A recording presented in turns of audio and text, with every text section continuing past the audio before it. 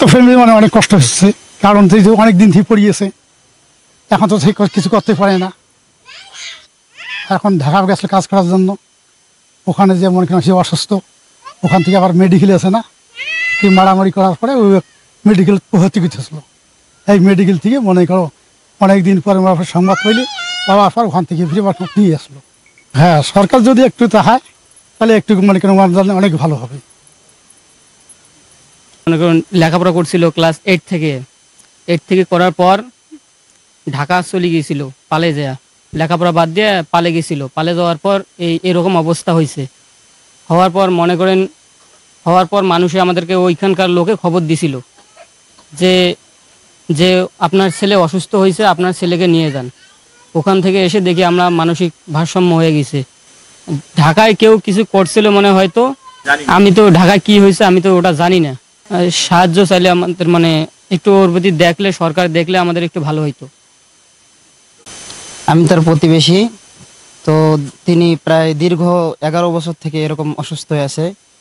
তো 11 বছর আগে যে সে অসুস্থ ছিল না, মোটামুটি সুস্থই ছিল। সে ঢাকা বহুদিন থেকে পড়ি আছে।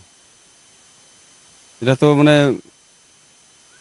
মেডিকেল গিয়েছিল, মেডিকেল তো এক হয় নাই, পাইছি মেলা খরচ করছে, তো এখন যদি বাড়ি আনতেছি। এই বয়সে আমার এই ছেলেটা বাবা আমার মেজেন্নুর নাম, এটা 11 বছর থেকে সে পঙ্গু অবস্থা। তার অনেক চিকিৎসাপাতি করবেন এসি, বাবা কোনো কাজ হইতেছে না। তা আপনারা যদি বাবা একটু দয়া করলেন হয়। এখন আমার এই বয়সে আমার ছেলে আমাকে পোষা লাগে, এখন তাকে বাবাকে আমার 60 বয়সে আমাকে তাকে পোষা লাগে। তা বাবা একটু এটা যদি সরকার যদি বাবা একটু অনুমতি দিলে হয়, বাবা আমি খুব একটু রেহাই পেলাম হয়। বাবা সে অন্যায় কারো করে না, একটু ক্ষতি করে ভাঙচুর করে বাড়িতে। হ্যাঁ, শেকলটা ছাড়ি দিলে আর কি ভাঙচুর একটু করে। হ্যাঁ, মানে বাড়ি থেকে আর কি মানে সে বাইরে চলে যায়, একবার তার নেখোঁজ হয়ে যায়। এই জন্য তাকে বাঁধি রাখা হয়েছে। আমার ছেলে মিজানুর রহমান, ও অসুস্থ, ঢাকায় গেছিল কাজ করতে। কাজ করে ধরে গিয়ে সে অসুস্থ হয়ে গেছে। সে অসুস্থ, বাড়িতে আনা হয়েছে অসুস্থর জন্য, চিকিৎসাপাতি করতে পারিনি। আমাদের সংসারে উন্নতি হয় না, ওই চিকিৎসার পেছনে দৌড়ে করতেছি। এই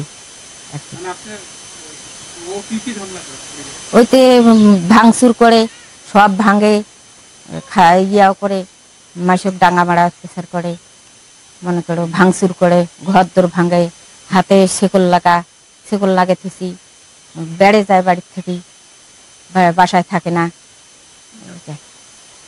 আমরা সহযোগিতা করেন একটু। সরকার যদি একটা চিকিৎসার ব্যবস্থা করতো আমার খুব ভালো হতো। সমাজের একটা পিছিয়ে পড়া মানুষের চিত্র তুলে ধরার জন্য আপনি এই উদ্যোগ নিয়েছেন, এই জন্য আপনার আব্বাকে ধন্যবাদ। আসলে এই মিজানুর রহমান, আপনি বললেন যে মানসিক ভারসাম্যহীন, দীর্ঘদিন থেকে শিকলে বাঁধা আছে, এবং আপনার কথা মতো আমি জানতে পারলাম সে আমাদের প্রতিবন্ধী ভাতাও পায়।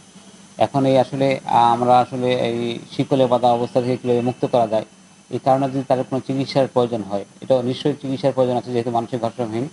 এক্ষেত্রে যদি ডাক্তার কোনো চিকিৎসা করে, সেই চিকিৎসার খরচটা যদি তার পরিবার বহন না করতে পারে, তাহলে আমাদের সমাজসেবা থেকে আমরা তাকে চিকিৎসা খরচের প্রয়োজনীয় ব্যবস্থা গ্রহণ করবো। এবং আমি ইতিমধ্যেই হয়তো আমার উপজেলা সমাজসেবা অফিসের সাথে কথা বলেছি, তাকে খোঁজখবর নিয়ে তার সাথে যোগাযোগ করে তাকে কী ধরনের তার সহায়তা প্রয়োজন সেই বিষয়ে খোঁজখবর নেবে, এবং তাকে আমাদের সমাজসেবার পক্ষ থেকে আমরা তাকে সর্বোচ্চ সহযোগিতা করব। ধন্যবাদ।